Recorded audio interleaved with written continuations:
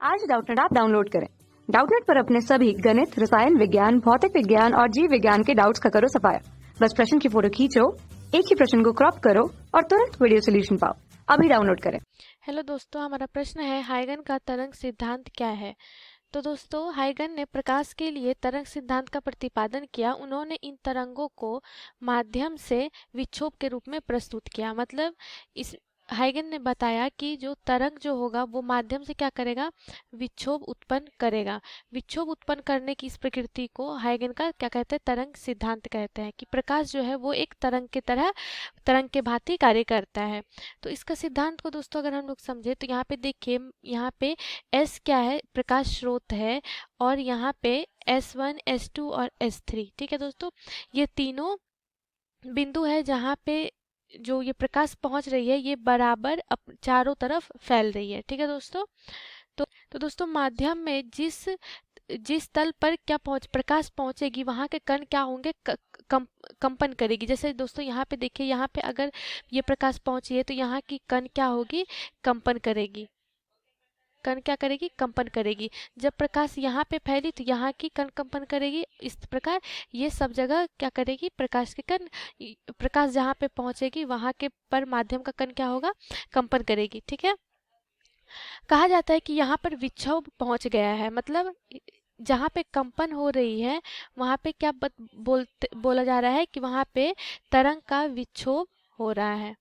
ठीक है, विक्षोभ हो रहा है, इसीलिए क्या हो रही है, कंपन की स्थिति पैदा हो रही है। ठीक है, तो दोस्तों यहाँ पे जो ये S1, S2 और S3 जो यहाँ पे तरंग जो कर रही है, ये क्या कर रही है, समान रूप से क्या कर रही है, फैल रही है। ठीक है, तो समान रूप से फैलने के कारण यहाँ पे कण क्या हो रही है, कंपित हो रही है। तो कंपन के कारण क्या होता है कि इस सतह पे सभी बिंदुओं पर कण का एक समय पर एक ही कला में कंपन होता है। कंपन क्या होती है दोस्तों, कि एक ही समय पर और एक ही कला में होता है। ठीक है दोस्तों, कला पर होता है।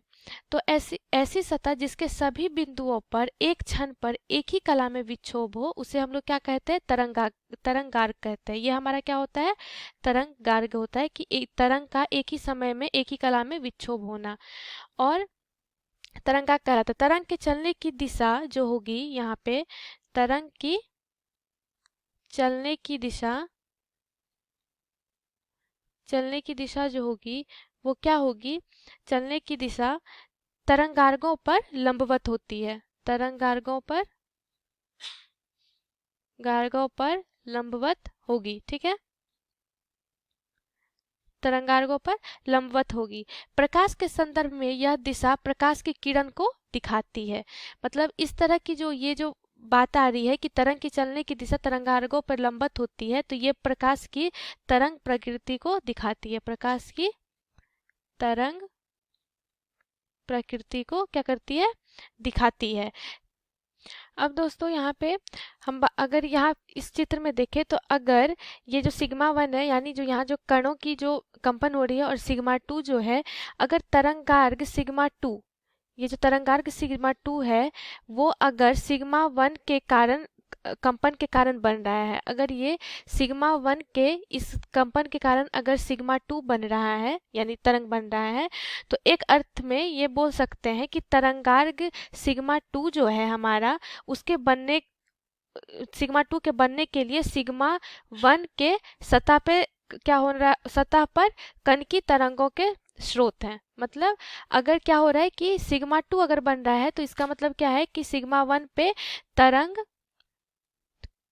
का क्या है, स्रोत है, तभी उसके कंपन से क्या हो रहा है, सिग्मा 2 हमारा बन रहा है। ठीक है, तो हाइगन ने इसी मूल धारणा को सिद्धांत का रूप दिया।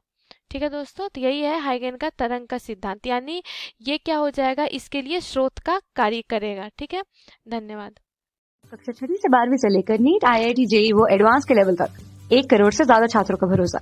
आज ही डाउनलोड करें डाउटनेट ऐप या व्हाट्सएप करें अपने सारे डाउट्स 8400 400 400 पर।